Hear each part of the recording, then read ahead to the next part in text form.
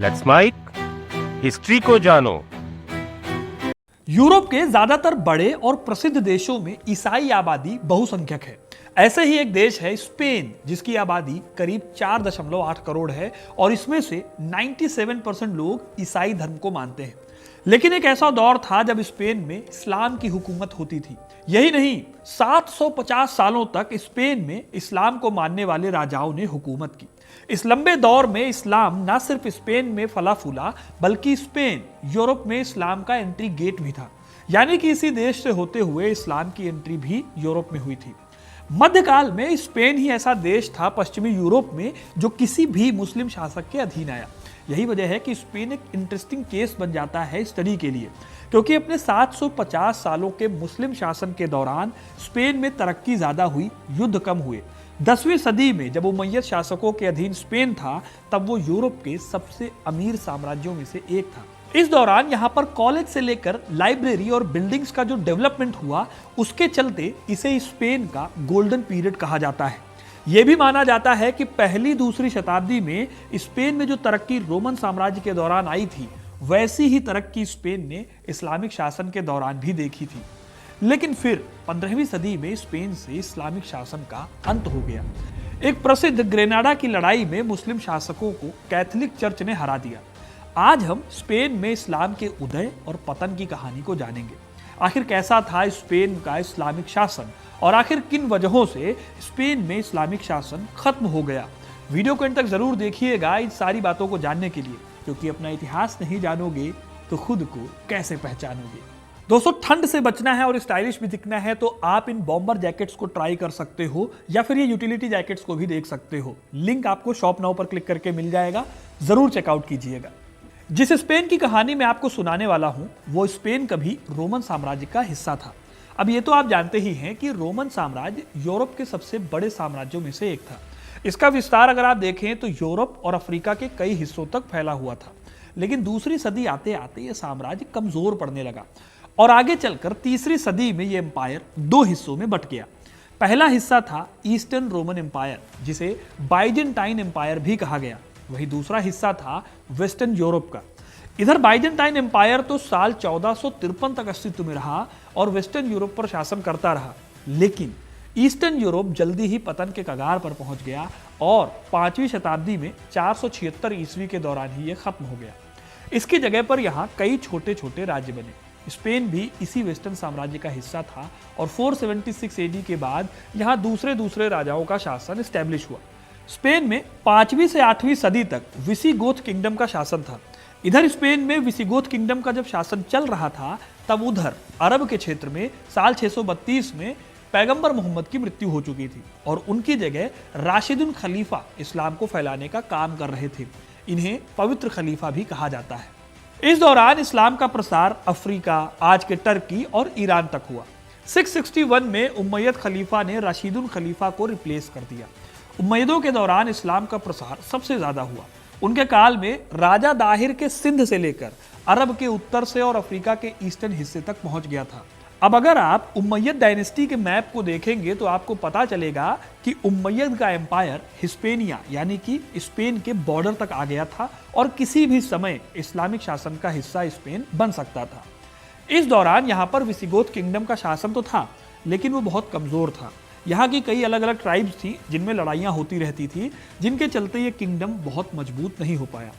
जब Umayyad Spain के बिल्कुल करीब थे, तब यहाँ पर शासन था किंग रोड्रिक का।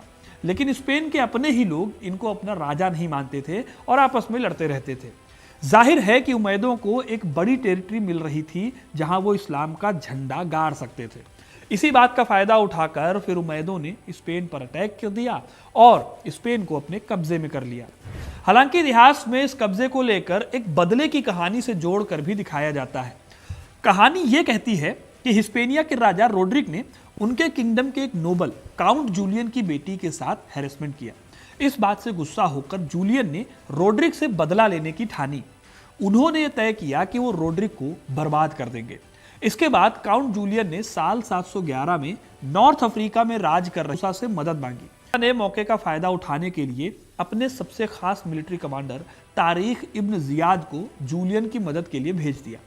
अपनी एक बड़ी सेना लेकर जियाद ने हिस्पेनिया पर हमला कर दिया। इस लड़ाई में स्पेन के राजा रोड्रिक की हार हुई और फाइनली स्पेन पर कब्जा हो गया।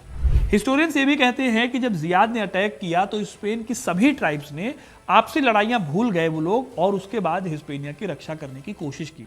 लेकिन किंग रोड्रिक की 30,000 की सेना जियाद की सिर्फ 7,000 की सेना के आगे ढेर हो गई। इस लड़ाई को इतिहास में बैटल ऑफ गुआदलेट कहा जाता है।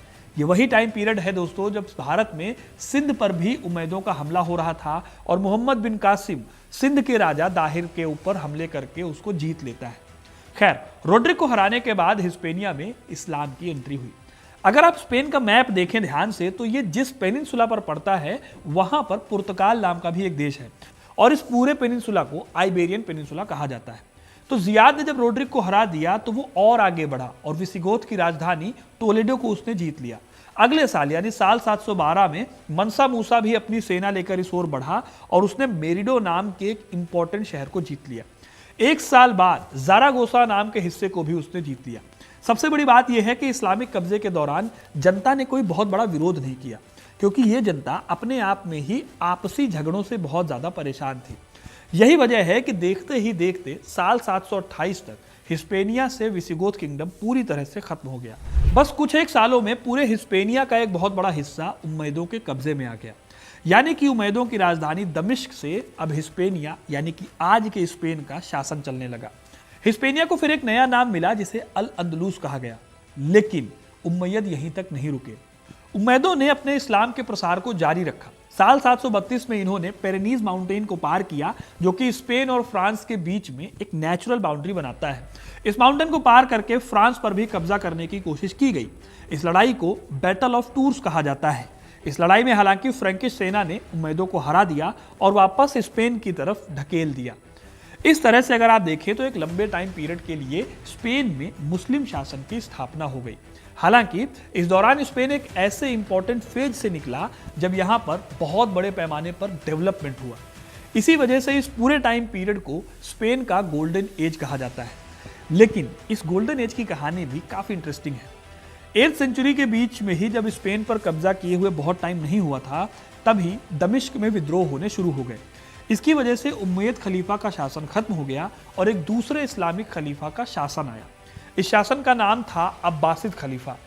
अब्बासिदों ने उम्मयदों के हर एक सपोर्टर को खत्म कर दिया। दमिश्क और आसपास के जितने भी उम्मयद खलीफा शासक थे उन सभी को मौत के घाट उतार दिया गया। लेकिन इसी बीच में साल 756 में अब्दुर रहमान द फर्स्ट नाम का एक रूलर अपनी जान बचाने में कामयाब हो गया। ये रूलर सीरिया के इलाके में शासन करता था। यहां से भागकर वो आइबेरियन पेनिनसुला पहुंचा और वहां पहुंचकर खुद को स्वतंत्र घोषित कर दिया। इसके बाद इसने खुद की इस्लामिक सल्तनत स्थापित की। इन्हीं के शासनकाल के दौरान स्पेन ने तरक्की का दौर देखा, जिसे स्पेन का गोल्डन पीरियड भी कहा जाता है। इनकी राजधानी कॉर्डोबा थी, जो आगे चलकर एक महान शहर के रूप में उभरता है। असल में स्पेन अगर आप देखें तो मेडिटेरेनियन यानी भूमध्य सागर के पास पड़ता है। इस सागर पर कभी उम्मैदों का कब्जा था, जिसके चलते रोमन काल के ट्रेडिंग रूट को उम्मैदों ने खूब इस्तेमाल किया। आगे चलकर अब्बासिद खलीफा ने भी इस ट्रेड रूट का खूब इस्तेमाल किया। इसी ट्रेड रूट पर कोर्डोबा शहर भी पड़ता था, जिसने उस दौरान बहुत तरक्की देखी। इंटरेस्टिंग बात यह है कि एक तरफ जहां बाकी यूरोप इस दौर में अंधकार काल से जूझ रहा था, राजाओं के शोषण और सामंतवाद ने आम जनता के साथ साथ यूरोप की इकोनॉमी और समाज तक को बहुत ज़्यादा पिछड़ा बना दिया था, वहीं दूसरी तरफ इस्लामिक स्पेन में इस समय साइंस, लिटरेचर और फिलॉसफी जैसे सब्जेक्ट्स काफ़ी ज़्यादा आगे बढ़ रहे थे। कुल मिलाकर मतलब यह है कि इस्लामिक शासन में स्पेन में तरक्की का दौर था, जबकि बाकी का यूरोप पिछड़ेपन को झेल रहा था। इसी इस्लामिक शासन का नतीजा था कि इस दौर में कई मस्जिदें स्पेन में देखने को मिलती हैं, जिसमें सबसे खास मस्जिद थी मॉस्क ऑफ कोर्डोबा। ये मस्जिद आज भी स्पेन के सबसे खास जगहों में से एक मानी जाती है। आगे चलकर अब्दुर रहमान द थर्ड ने अपने दादा की विरासत को आगे बढ़ाया। उस विरासत को आगे बढ़ाते हुए इन्होंने इस शहर की तरक्की में 4 चांद लगा दिए। इस दौरान ये शहर मध्यकालीन यूरोप के सबसे बड़े शहर के रूप में उभरा। इस शहर की वैल्यू वही थी जो कभी भारत में पाटलिपुत्र या दिल्ली जैसे शहर की थी, या फिर अरब में दमिश्क और बगदाद जैसे शहरों की थी। इस तरह से साल 732 से लेकर 1032 तक स्पेन में एक शांति और उन्नति का दौर चला, जो यूरोप के बाकी देशों में नहीं था। अब अगर आप देखें तो 10th और 11th सेंचुरी तक यहाँ पर सब कुछ ठीक चलता रहा, लेकिन जैसा कि कहा जाता है, हर चीज का अंत तय है। वही स्पेन में भी आगे जाकर होता है। 12वीं सदी से स्पेन में काफी बड़े बदलावों का दौर शुरू हुआ। इन बदलावों ने और कुछ घटनाओं ने स्पेन के साम्राज्य की जड़ें हिलाकर रख दी। इस घटना को इतिहास में रिकॉन्क्विस्टा कहा जाता है। अब ये रिकॉन्क्विस्टा क्या है और कैसे शुरू हुआ, आइए उसे भी जान लेते हैं, तभी हमें स्पेन में इस्लाम के डिक्लाइन की बात समझ आएगी। रिकॉन्क्विस्टा असल में दोस्तों क्रिश्चियन कम्युनिटी के युद्ध का ऐलान था, जिसका मकसद मुस्लिम शासन वाली जगहों को दोबारा हासिल करना था। कई हिस्टोरिकल क्रॉनिकल्स कहते हैं कि स्पेन में इसकी शुरुआत बैटल ऑफ गोवाडूंगा से हुई। असल में देखा जाए तो मुस्लिम रूलर्स का स्पेन पर तो कब्जा था, लेकिन पूरे आइबेरियन पेनिनसुला पर कब्जा नहीं था। इसी पेनिनसुला के उत्तर में एक विस्गोथिक राजा का शासन चलता था, जिनका नाम था डॉन पेलाओ ऑफ अस्तूरा। ये वो शख्स थे जिन्होंने हमेशा ही स्पेन के मुस्लिम शासन का विरोध किया, क्योंकि कभी ये देश विस्गोथिक किंगडम का हिस्सा था और साथ ही साथ ईसाई देश भी था। इस तरह से स्पेन के पड़ोस में उनका एक पक्का दुश्मन भी था, जो कि इस्लामिक शासन के टाइम से ही इस्लामिक रूलर्स के खिलाफ लड़ाई लड़ रहा था। ऐसी एक लड़ाई 8वीं सदी में हुई, जिसे बैटल ऑफ कोवंडोगा के नाम से जाना जाता है। माना जाता है कि ये लड़ाई रिकॉन्क्विस्टा की शुरुआत थी। इस लड़ाई में स्पेन के मुसलमान शासकों की हार हो गई थी। इस तरह से 8वीं सदी से ही इस्लामिक शासन का विरोध करने वाली एक ताकत स्पेन के नॉर्थ में खड़ी हो गई। हालांकि शुरुआती 300 सालों में रिकॉन्क्विस्टा बड़े पैमाने पर शांत रहा, लेकिन 11वीं सेंचुरी में उम्मयद परिवार के अंदर ही अंदरूनी कलह हो गई। इस कलह ने बड़े पैमाने पर स्पेन की सत्ता को कमजोर करने का काम किया। असल में अब्दुल रहमान III, जिनकी बदौलत स्पेन का गोल्डन टाइम पीरियड शुरू हुआ था, उनके बेटे अल हकम की 976 AD में मृत्यु हो गई। ऐसे में सवाल खड़ा हुआ उत्तराधिकार का, तो कहा जाता है कि अल हकम ने मरने से पहले अपने बेटे अल हशम को अपना उत्तराधिकारी बना दिया था। लेकिन जब पिता की मृत्यु हुई तब उनके बेटे हशम सिर्फ 12 साल के थे, यानी कि वो अभी सत्ता संभाल नहीं सकते थे। इसीलिए उनके यहाँ पर काम अमीरों के ग्रुप ने मिलकर किया। लेकिन ये परंपरा आगे चलकर बहुत ज़्यादा खराब हो गई, क्योंकि उनकी खराब पॉलिसीज़ के चलते कई अमीरों ने सैलरी ना मिलने की वजह से कॉर्डोबा नाम के शहर को ही लूट लिया। इससे कॉर्डोबा के पतन का एक दौर शुरू हुआ, जिससे वो कभी बाहर नहीं निकल पाया। अब यहाँ अंदरूनी कलह तो थी ही, साथ ही बाहरी ताकतों से भी लड़ाइयाँ चल रही थी। इसके चलते 11वीं सदी आते आते कभी उम्मयद शासन के दौरान गोल्डन एज देखने वाला स्पेन कई छोटे छोटे हिस्सों में बट गया, और इन हिस्सों को एक मिलाकर कहा गया ताइफाज। दूसरी तरफ यूरोप में भी इस्लामिक शासन को लेकर एकजुटता आ रही थी। 1031 आते आते किंगडम ऑफ अस्तूरा भी 3 हिस्सों में बट गया, जिसमें बाकी के 2 हिस्से थे किंगडम ऑफ कास्टिल और किंगडम ऑफ लियोन। इस दौरान एक और किंगडम ऑफ एरागोन का भी जन्म होता है, स्पेन के बिल्कुल पड़ोस में। अगले कुछ दशकों तक इन क्रिश्चियन किंगडम्स ने एक साथ आकर इन सभी बटे हुए इस्लामिक राज्यों के खिलाफ लड़ना शुरू किया, एक एक करके। साल 1085 में किंगडम ऑफ लियोन और किंगडम ऑफ कैसल के राजा अल्फांसो VI ने पड़ोस के बडाजोज और टोलेडो पर हमला किया। इस हमले से बचने के लिए टोलेडो के राजा ने नॉर्थ अफ्रीका में रूल कर रहे अल्मोराविद एम्पायर से मदद मांगी। अगले साल 1086 में अल्मोराविद ने स्पेन पर हमला किया और एक तरह से दोबारा सभी ताइफास को एक कर दिया। लेकिन अल्मोराविदों के साथ एक दिक्कत ये थी कि उन्हें इस्लाम से अलग दूसरे कोई भी धर्म बर्दाश्त नहीं थे। यही वजह है कि यहाँ बड़े पैमाने पर अत्याचार हुए ईसाइयों और यहूदियों पर। इसके चलते आइबेरियन पेनिनसुला पर फिर जितने रिकॉन्क्विस्टा हुए वो ज़्यादातर धार्मिक लड़ाइयाँ बन गई, यानी कि इस्लाम वर्सेस ईसाई धर्म की लड़ाइयाँ बन गई। खैर, तमाम युद्धों के बावजूद इस्लामिक सत्ता स्पेन में बची रह गई और नॉर्थ अफ्रीका में अल्मोराविद के बाद आने वाली डायनेस्टी यानी कि अल्मुहाद का राज हो गया। साल 1212 में अल्मुहाद डायनेस्टी को ईसाइयों ने मिलकर हरा भी दिया। फिर अगले 50 सालों में आइबेरियन पेनिनसुला पर इस्लामिक रूल को लगभग खत्म करते हुए kingdom of Portugal, kingdom of castle और किंगडम ऑफ अरागोन ने पूरा कब्जा कर लिया और अपना वहां पर कंट्रोल स्टैब्लिश कर दिया। लेकिन फिर भी स्पेन के कुछ हिस्सों पर अभी भी अल्मुहाद का कब्जा था। इसी अल्मुहाद का विरोध करके एक और मुस्लिम सल्तनत खड़ी हुई जो आइबेरिया का आखिरी मुस्लिम स्टेट था, और इसका नाम था ग्रेनाडा। ग्रेनाडा किंगडम ऑफ कैसील के संरक्षण में रहा और अगले 200 सालों तक सत्ता में बना रहा। हालांकि अभी इस किंगडम में कोई पहले जैसी ताकत नहीं थी।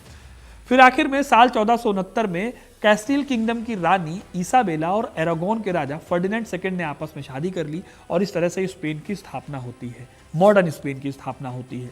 इसी के साथ साइबेरिया में 700 साल से चले आ रहे मुस्लिम रूल का एंड भी हो जाता है, क्योंकि जो ग्रेनाडा था उसको ये लोग अपने बाउंड्री में मिला लेते हैं। तो दोस्तों, ये थी कहानी स्पेन में इस्लाम के आने और उसके पतन की कहानी। आपको ये कहानी कैसी लगी कमेंट करके जरूर बताइएगा।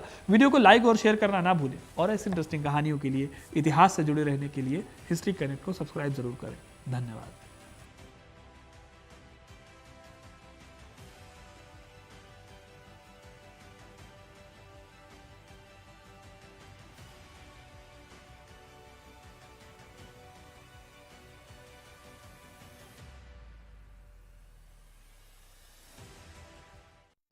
आप सुन रहे थे let's smile more than radio.